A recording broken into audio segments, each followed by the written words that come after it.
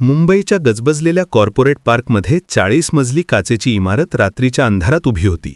रात्रीचे 11 वाजले होते आणि वरद अजूनही आपल्या 35व्या मजल्यावरील केबिनमध्ये काम करत होता. प्रोजेक्ट मॅनेजर म्हणून त्याला अनेकदा अशी रात्री काढावी लागत होती. कंपनीचे नवीन प्रोजेक्ट लॉन्च होणार होते आणि त्याच्याकडे अजून बरेच काम बाकी होते.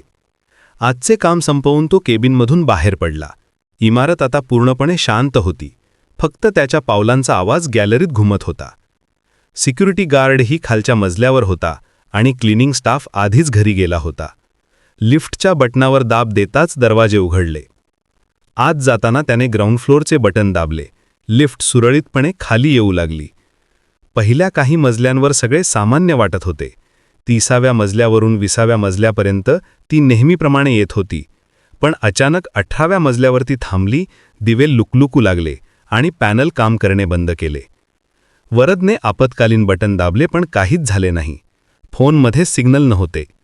त्याने अनेकदा कॉल करण्याचा प्रयत्न केला पण नेटवर्क दिसत नव्हते. हेच बाकी होता आता. तो स्वतःशी बडबडला. सुरुवातीला त्याला वाटले की हा फक्त टेक्निकल प्रॉब्लेम असावा, पण काही मिनिटांनंतर त्याला काहीतरी विचित्र जाणवू लागले. लिफ्टमधले तापमान अचानक कमी झाले होते.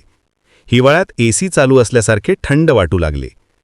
त्याच्या श्वासातून पांढरा धूर निघू लागला आणि मग त्याला एक थंड श्वास त्याच्या मानेवर जाणवला, जणू कुणीतरी त्याच्या अगदी मागे उभा आहे. वरदने मागे वळून पाहिले पण तिथे कोणी नव्हते. त्याचे हृदय जोरात धडधडू लागले. हातपाय थरथरू लागले.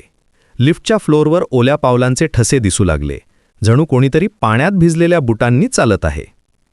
ते ठसे त्याच्या भोवती वर्तुळाकार बनत होते, पण तिथे कोणी दिसत नव्हते. हवेत एक विचित्र गंध पसरला होता, जुन्या गंजलेल्या लोखंडासारखा. त्या गंधामुळे वरदचे पोट मुरडू लागले. कोण आहे तिथे? हा विनोद थांबवा! वरदने घाबरून ओरडले.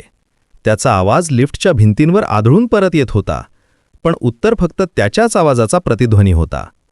शांततेत फक्त त्याच्या धडधडत्या हृदयाचा आवाज ऐकू येत होता. लिफ्टच्या कोपऱ्यात छोटे पाण्याचे थेंब गळत होते, जणू वरच्या मजल्यावरून पाणी गळत आहे. पण वरदला माहीत होते की वर कोणाही पाईप नव्हता आणि मग त्याने लिफ्टच्या आरशात पाहिले.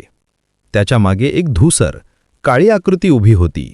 त्याचे डोळे लाल होते आणि हात वरच्या गळ्याकडे सरकत होते. त्या आकृतीचा चेहरा स्पष्ट दिसत नव्हता, पण एक भयानक हास्य त्याच्या ओठांवर होते. वरदचे श्वास कोंडू लागले. तो आरशाकडून दूर सरकला, पण ती आकृती त्याच्या मागे मागे येत होती. लिफ्टच्या कोपऱ्यात दाबून बसला होता तो. त्याच्या अंगावर घामाचे थेंब गळत होते, पण तरीही त्याला थंडी वाटत होती. अचानक लिफ्टच्या स्पीकरमधून एक फाटलेला कर्कश आवाज आला. तू जिथे उभा आहेस तिथेच मी मेलो होतो. तो आवाज इतका भयानक होता की वरदचे संपूर्ण शरीर थरथरू लागले. आवाज जणू खूप दूरवरून येत होता, पण त्याचवेळी अगदी जवळून वाटत होता. वरदला आठवले, 2 वर्षापूर्वी याच इमारतीत एका लिफ्ट अपघातात एका मेंटेनन्स कर्मचाऱ्याचा मृत्यू झाला होता. त्याचे नाव राजू होते. तो लिफ्टची दुरुस्ती करत असताना केबल तुटली होती. त्या घटनेनंतर कंपनीने नवीन सेफ्टी मेजर्स घेतले होते, पण ती घटना सगळी